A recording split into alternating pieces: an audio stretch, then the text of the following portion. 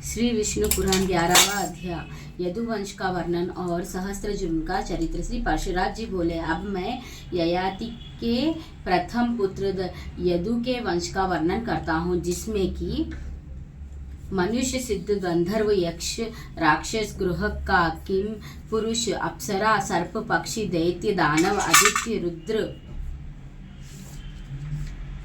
वसु, अश्विनी कुमार,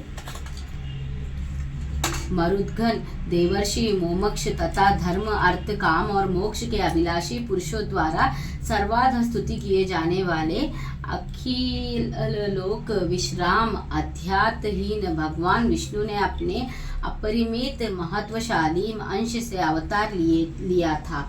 इस विषय में यह श्लोक प्रसिद्ध है, जिसमें श्री कृष्ण नामक निराकार परब्रह्म ने अवतार किया था। उस यदुवंश का श्रवण करने से मनुष्य संपूर्ण पापों से मुक्त हो जाता है।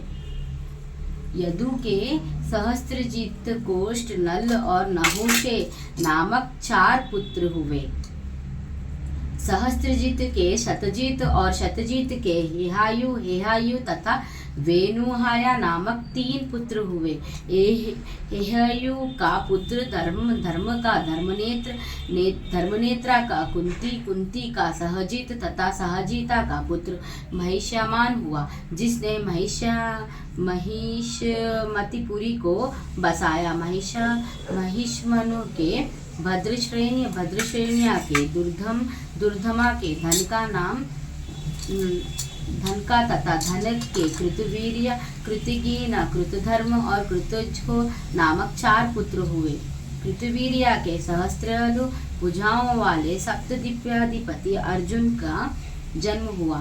सहस्त्रजृण अत्रिकुल में उत्पन्न भगवंत वधंश रूप श्री दत्तात्रेय जी के उपासना कर सहस्त्र भुजाएं अधर्मचरण का निवारण, स्वधर्म का सेवन, युद्ध के द्वारा संपूर्ण पृथ्वी मंडल का विजय, धर्म अनुसार प्रजा पालन, शत्रुओं से अपराजय तथा त्रिलोक प्रसिद्ध पुरुषों से मृत्यु, ऐसे कई वर मांगे और प्राप्त किए थे। अर्जुनन ने इस संपूर्ण सप्तद्वीपवती पृथ्वी का पालन तथा 10,000 यज्ञों का अनुष्ठान किया था। उसके विषय में यह श्लोक आज तक कहा जाता है। यज्ञ, दान, तप, विनय और विद्या में कर्ता वीर्य सहस्त्रजनों की समता कोई भी राजा नहीं कर सकता। उसके राज्य में कोई भी पदार्थ नष्ट नहीं होता। इस प्रकार उसने बल, पराक्रम, आरोग्य और संपत्ति को सर्वार्थ सुरक्षित रखते हुए 85,000 वर्ष राज्य किया। एक दिन जब वह अतिशय मद्यमान से व्याकुल हुआ नर्मदा नदी में जल क्रीड़ा कर रहा था, उसकी राजधानी महिष्मतिपुरी पर दिग्विजय के लिए आए हुए संपूर्ण देव, दानव, गंधर्व और राजाओं के विजय मध्य से उन्मत्त रावण ने आक्रमण किया। उस समय उसने अनायास ही रावण को पशु के समान बांधकर अपने नगर के एक निर्जन स्थान में रख दिया।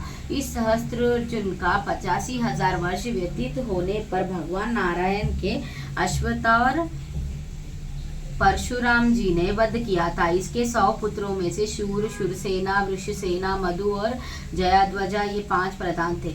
जयाध्वजा पुत्र तलाजंग हुआ और तलाजंग के तलाजंग नामक 100 पुत्र हुए। इनमें सबसे बड़ा वीतिहोत्र तथा दूसरा भरत था। भरत के वृक्ष के मधु और मधु के वृष्णि आदि 100 पुत्र हुए। वृष्णि के कारण यहाँ वंश वृष्णि कहलाया। मधु के कारण इसकी मधु संज्ञा हुई और यदु के नाम अनुसार इस वंश के लोग यादव कहलाए। इस प्रकार श्री विष्णु पुराण के 4थे अंश में 11वां अध्याय समाप्त।